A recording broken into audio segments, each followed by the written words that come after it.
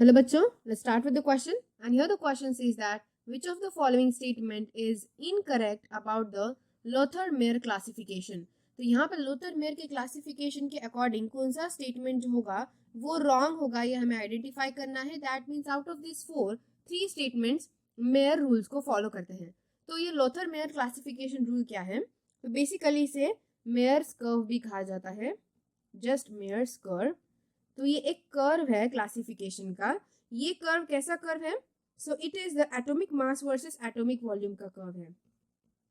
Atomic mass versus atomic volume. Okay, तो volume और मास का ये क्या है? एक कर्व है. और इस कर्व में बहुत से अलग अलग डिफरेंट प्रॉपर्टीज शो होते हैं एलिमेंट्स के. यानी कि एलिमेंट्स अगर एक्टिव होंगे तो वो कर्व में टॉप में शो होगी या फिर बॉटम में, किस तरीके से कौन से पीक में प्रेजेंट होंगे. We will check it one by one. So first दिया गया that the element present at the peak are chemically very active. तो जो ए स्टेटमेंट बोला है that is completely true statement, एकदम सही स्टेटमेंट है. जो भी एलिमेंट्स केमिकली बहुत एक्टिव होते हैं वो इस मेयर कर्व में हमेशा टॉप में प्रेजेंट होते हैं. टॉप में प्रेजेंट, या फिर हम कह सकते हैं पीक में होते हैं. पीक में होने वाले कौन से होते हैं? बहुत रिएक्टिव वाले. ठीक है, जो कंपाउंड्स बहुत रिएक्टिव होंगे वो पीक पे प्रेजेंट होंगे.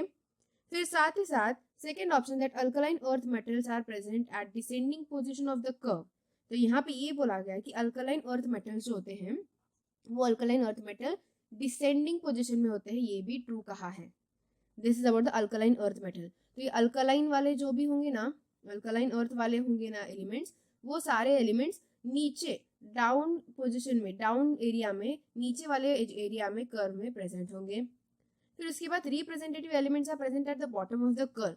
तो ये रॉन्ग है. यहाँ पे बॉटम ऑफ द कर्व में रिप्रेजेंटेटिव नहीं तो बल्कि कौन से एलिमेंट्स होते हैं? There are your transition elements. जो ट्रांजिशन एलिमेंट्स होते हैं ना, वो ट्रांजिशन एलिमेंट्स एकदम बॉटम के कर्व में प्रेजेंट होते हैं. तो इसीलिए ये जो स्टेटमेंट बोला गया है ये स्टेटमेंट रॉन्ग बोला है.